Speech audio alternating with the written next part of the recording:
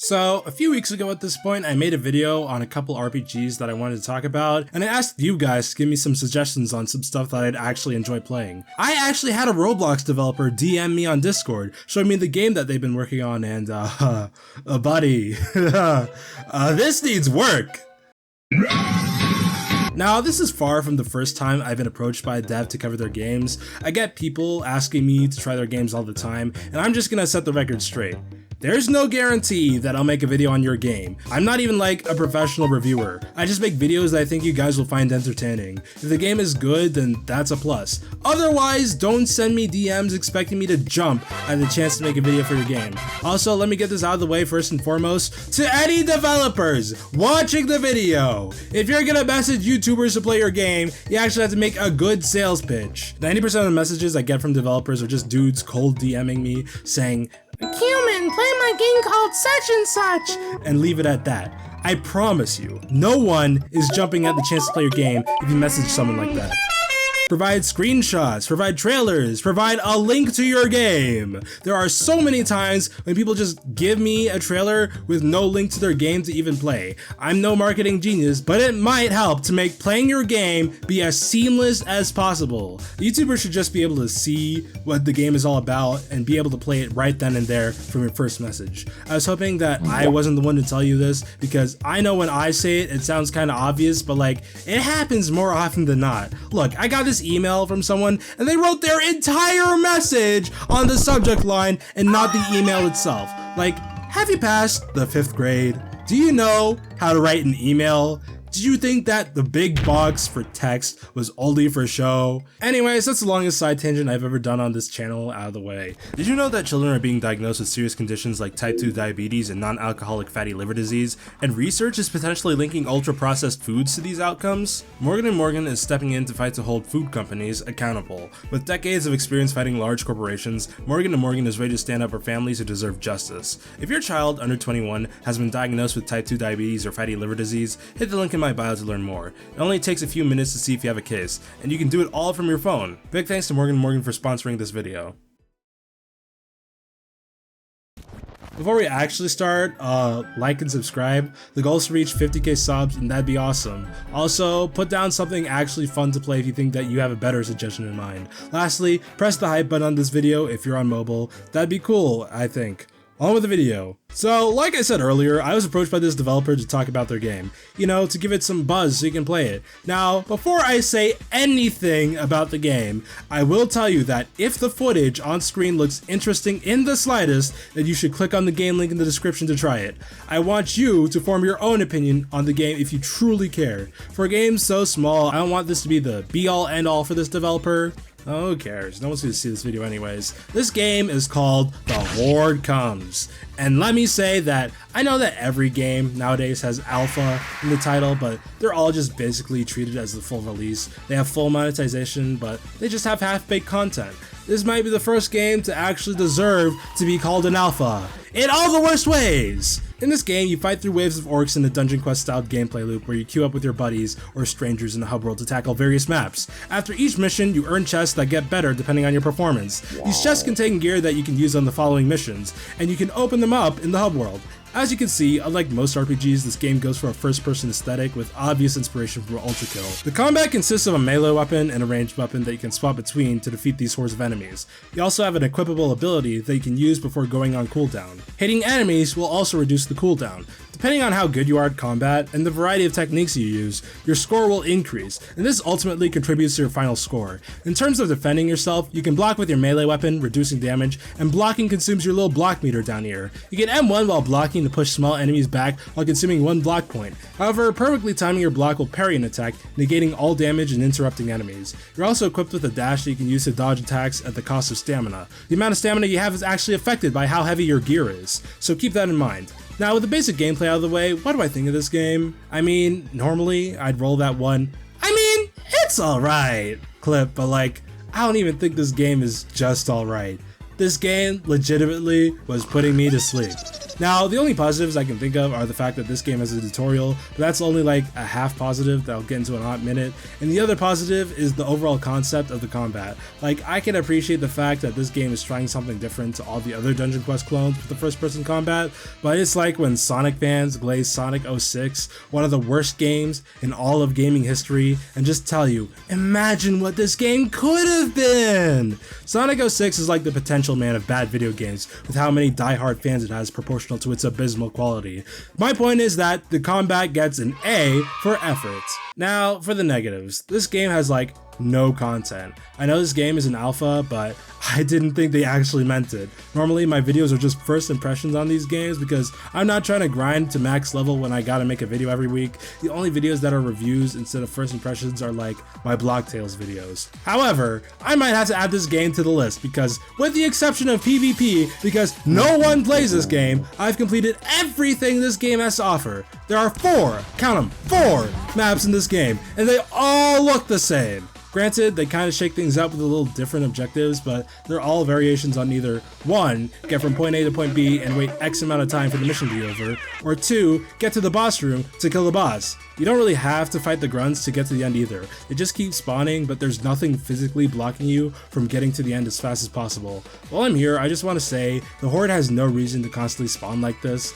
I know. The game's called The Horde Comes! You're gonna fight a big horde! Still, these guys do not stop spawning, even before the mission starts! They spawn. When you load into the mission and you're waiting for the group to spawn in, you're just waiting for your objective. The game makes it look like you have to wait out a timer or something, but really, you just have to walk forward far enough to trigger the objective event. Still, before you even start, the enemies are already after your head.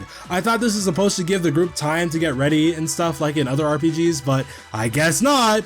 Back to the lack of content, yes, I played the higher difficulties too. I did not feel any more engaged compared to the base difficulty. It just makes the enemies hit harder. This is some real riveting content. I only did the second highest difficulty because the highest makes the enemies 2-tap you and you have no extra lives, so I don't hate myself enough to try and go the extra mile and say, I beat every map on the hardest difficulty. What point even is there to grind out these maps? Because the progression kinda stinks. Look, when you beat a mission, you get your loot and you get experience level up. From what I can tell, levels do literally nothing. They don't increase your health or anything, so it's just there to show how long you've played the game. Okay, that just means our progression comes from our gear, except it's all RNG! However, you can buy the gear you want from the item shop using the money you've earned. So then what's the point of RNG loot chests? While we're in the hub world, this place has literally nothing in it. Like, you have a few buildings here and there, but there's nothing to them. No NPCs or nothing. This place is big and empty, and I know my commenters love glazing games that are big for the sake of being big, because actually having stuff in the game is unrealistic, I guess. I go to the training grounds, and there's what you'd assume to be training dummies, but nope! Those are just for decoration! Hitting them does nothing, so what's even the point of having training dummies here?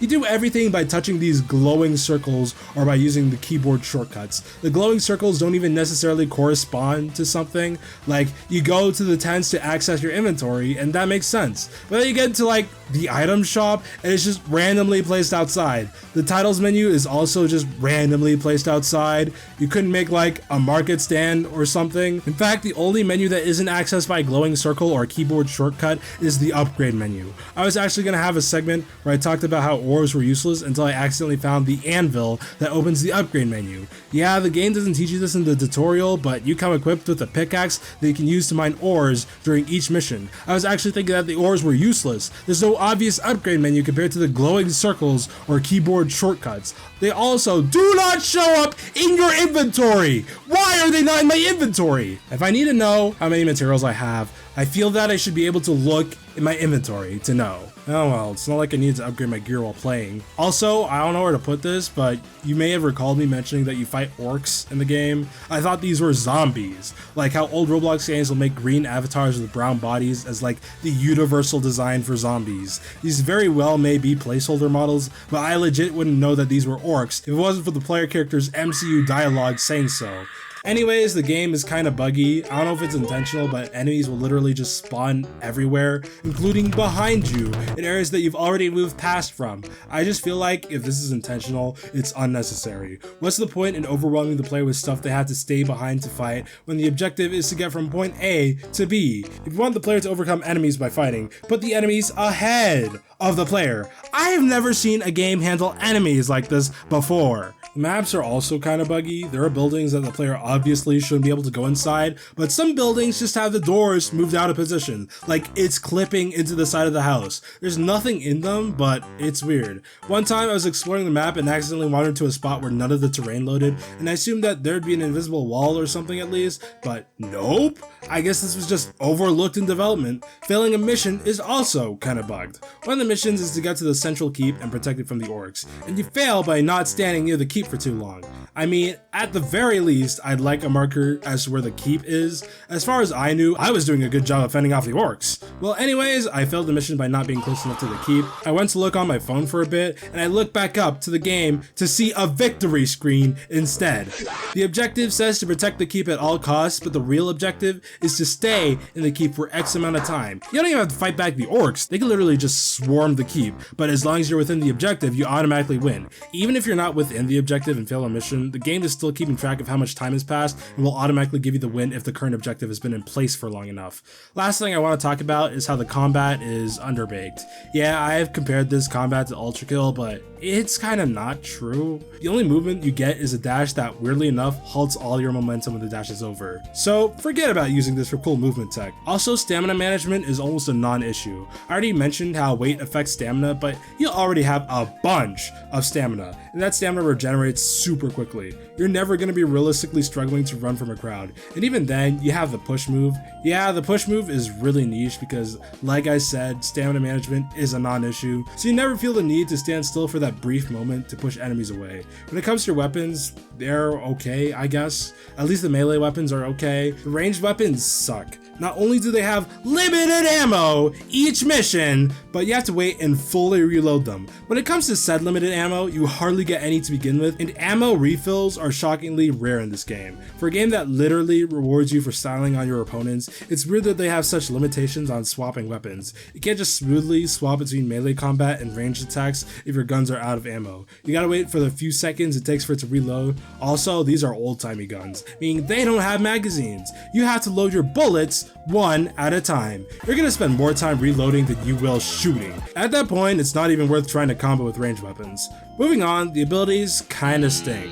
I only used 4 of them with a massive asterisk. The explosion spell is the only one that's kinda cool because you can rocket jump with it, but then again, there's no situation in the game that really benefits from vertical movement. None of the abilities do really good damage, so it kinda blows. However, the ground slam ability is the worst ability because it literally doesn't work! You press the button and nothing happens. It's literally bugged and a waste of a slot. You can pick up medkits and potions that spawn on missions that help you out. However, there are optional objectives to complete where you pick up elven artifacts and cursed tomes, and if you bring them to the end of a mission, your loot gets better. The problem is that they take up your medkit and a potion slot in your inventory, meaning you can't heal or buff yourself while you're holding these items. Also, there's 2 of each that you need to bring to fully complete the objective. You literally cannot complete the secondary objectives solo because you do not have enough room to carry them. Anyways, sacrificing an important slot in your inventory for a chance at better loot kinda blows. In the end, the horde comes is severely underbaked. There's nothing to do, and the game generally isn't that fun. I know y'all are gonna say, "Oh, but Cumin, it's still an alpha, and you don't have to be so mean." And normally I'd say that if a game monetizes itself, it instantly loses the excuse of being just an alpha, but the cash shop doesn't even work! These buttons literally don't do anything! My message to developers is to make sure that if your game goes public, it needs to at least be presentable. First impressions are everything. And if someone's first impression is that your game is a boring, unfinished mess with no content, no one's gonna stick around for the full release. I don't take pleasure in bashing these developers who come to me, hoping that I generate positive buzz around their game. I mean, it's funny, but like in a twisted, ironic kind of sense. Anyways, this game is underbaked, so I give it one of those expectations versus reality cakes images that you see on like Reddit or something out of 10.